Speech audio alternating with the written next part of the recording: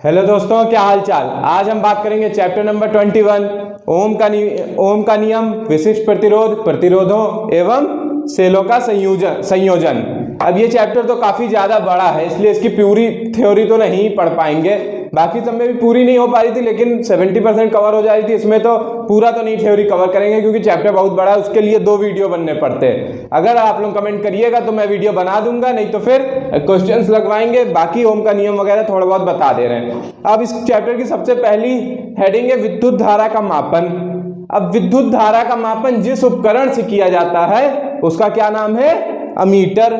Ammeter से विद्युत धारा का मापन किया जाता है। किससे मापन किया जा सकता है? किया जाता है विद्युत धारा का मापन अमीटर से किया जाता है। अब अगली हेडिंग है विभवांतर का मापन।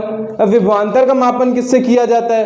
तो विभवांतर का मापन वोल्टमीटर से किया जाता है। अब ये सब क्वेश्चन एमसीक्यू में भी फंसेंगे, ध्यान रखिएगा, आप लोग सुनते रहिएगा बातें। वोल्टमीटर का विभवांतर का मापन किससे किया जाता है? वोल्टमीटर से किया जाता है। अब बात आती है ओम का नियम, जो चैप्टर की हेडिंग में भी आ रहा है। अब ओम का नियम क्या होता है? यदि कोई चालक है, उसकी अगर भौतिक अवस्था में परिवर्तन ना करें, मतलब उसके दाब में, आयतन में कोई परिवर्तन ना करें, तो अगर उसकी भौतिक अवस्था स्थिर रहे, मतलब कोई परिवर्तन ना हो, तो चालक में प्रवाहित धारा जो होती है वो उनके सिरों पे उत्पन्न विभवांतर के समानुपाती होती है। V proportional to I। Ohm का नियम बस यही कहता है, बस प्रोपोर्शनल जब हटता है तो I R हो जाता है, प्रोपोर्शनल की जगह R हो जाता है। बस ओम का नियम इतना ही है। अब बाकी बात करते हैं। अगली हेडिंग है विशिष्ट चालकता। तो विशिष्ट चालकता क्या होता है? विशिष्ट प्रतिरोध के व्युत्क्रम को विशिष्ट चालकता कहते हैं। विशिष्ट प्रतिरोध के व्युत्क्रम को विशिष्ट चालकता कहते हैं। इसको क्या करते हैं? 1/1 प्रतिरोधकता। बस यही हो जाता है, कोई दिक्कत नहीं होना चाहिए। अब सेलों का संयोजन है, चैप्टर में एक हेडिंग है सेलों का संयोजन। प्रतिरोध मतलब धारा के मार्ग में जो रुकावट करे वही प्रतिरोध होता है। क्या होता है? जो धारा के मार्ग में रुकावट उत्पन्न करे वो प्रतिरोध होता है। अब सेलों का संयोजन क्या होता है? सेलों के संयोजन 2 प्रकार के होते हैं। एक होता है श्रेणी क्रम और एक होता है समांतर क्रम।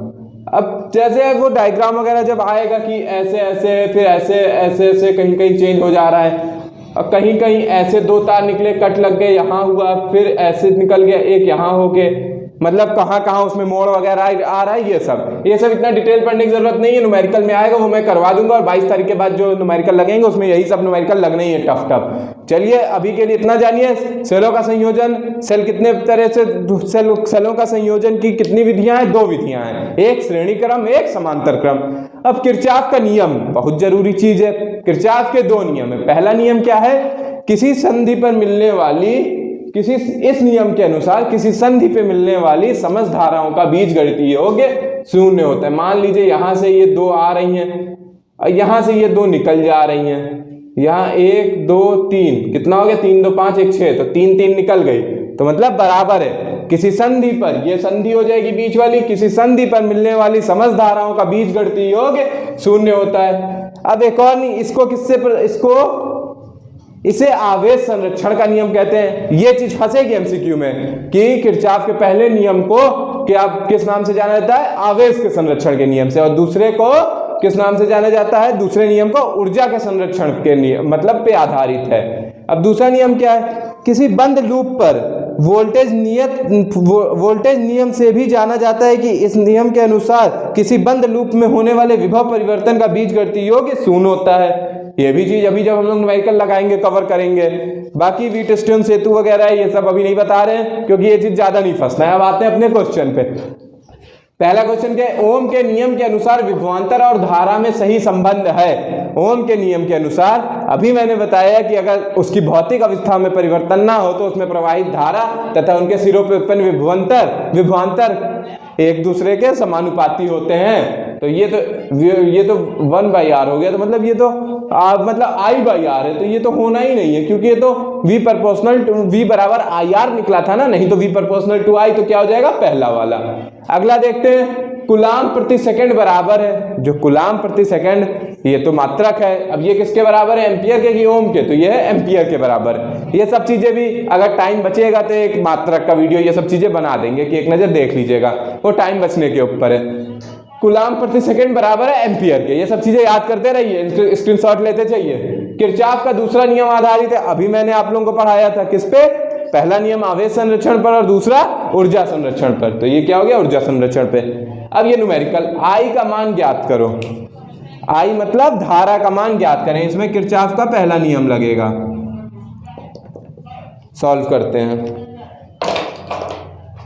अब देखिए ये वाली धारा आ रही है, क्या हो रही है, आ रही है, तो I प्लस समस्त धाराओं का बीजगणितीय योग शून्य होता है, मतलब समस्त धाराओं को जब जोड़ देंगे तो उनका बीजगणितीय योग शून्य आ जाएगा, तो हाँ नियम का पालन हो रही। I प्लस 4 प्लस a का मतलब एम्पियर है 2, बराबर लगा लेंगे। अब ये उधर निकल के जा रही हैं, तो 5 प्लस 3, I रोक लेंगे, 5 और 3 8, और ये 4 और 2 6, और 6 को जब उधर भेज देंगे तो बना I बराबर 2, आंसर आ गया। किसी कोई दिक्कत नहीं होनी चाहिए। 2 मतलब 2 एम्पियर आ गया, क्या हो गया 2 एम्पियर आंसर आ गया। चलिए इसको इरेज करते हैं, फिर आगे क्वेश्चन नोट करके बात होती है, तब तक इसको इरेज करते हैं।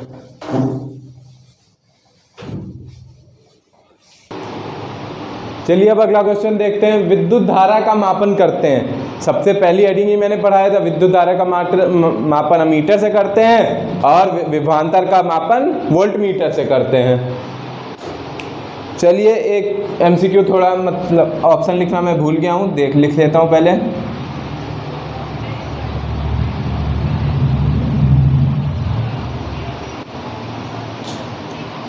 अगला क्वेश्चन पढ़िए, पहला क्या हो जाएगा, विद्युत धारा का मापन करते हैं अमीटर से करते हैं।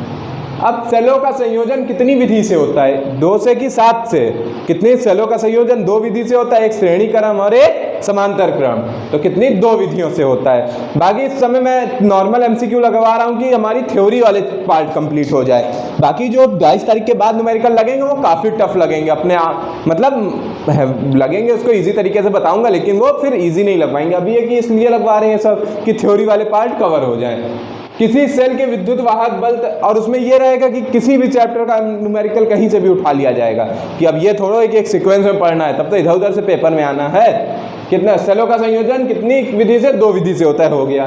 किसी सेल के विद्युत वाहक बल तथा विभवांतर में संबंध होता है। अब कोई सेल है उसमें विद्युत वाहक बल इलेक्ट्रोमोटिव फोर्स, उसकी जो संबंध होता है विभवांतर में वो क्या होता है, E बराबर V प्लस IR, ये फॉर्मूला होता है, इस पर न्यूमेरिकल भी लगेंगे।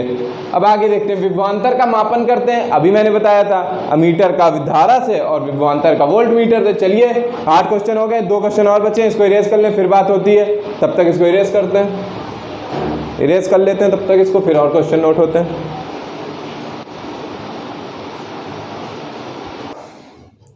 चलिए अब अगला क्वेश्चन देखते हैं, आदर्श वोल्ट मीटर का प्रतिरोध होता है। अब आदर्श वोल्ट मीटर जो होता है उसका प्रतिरोध कितना होता है, इनफाइनाइट होता है। याद करते चलिएगा, चीजों को याद नहीं समझना है कि बस पेपर में दिखे क्वेश्चन तो आता है, बस टिक लगाना है सही सही। आदर्श वोल्ट मीटर का प्रतिरोध कितना होता है, इनफाइनाइट होता है, मतलब अनंत होता है।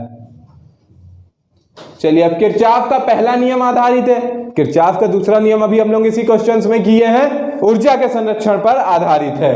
अब किरचॉफ का पहला नियम आवेश के संरक्षण पर आधारित है, और इसमें क्या होता है पहले नियम में कि किसी संधि पे मिलने वाली समस्त धाराओं का बीजगणितीय योग शून्य होता है। अब आज के लिए इतना ही, कल हम लोग नया चैप्टर पढ़ेंगे, चैप्टर का नाम है विद्युत धारा के अनुप्रयोग। अब जो विद्युत धारा है उसका हम लोग कहाँ अनुप्रयोग उपयोग कहाँ करते हैं, ये सब चीजें पढ़ेंगे। अब 3 चैप्टर 22 चैप्टर है, मतलब अभी 3 चैप्टर और है, उसके बाद हम लोग का कोर्स खत्म हो जाएगा। चलिए अब मिलेंगे अगले वीडियो में। बाकी जो लोग नए हैं चैनल को लाइक करिएगा, शेयर करिएगा, सब्सक्राइब करिएगा। नमस्कार।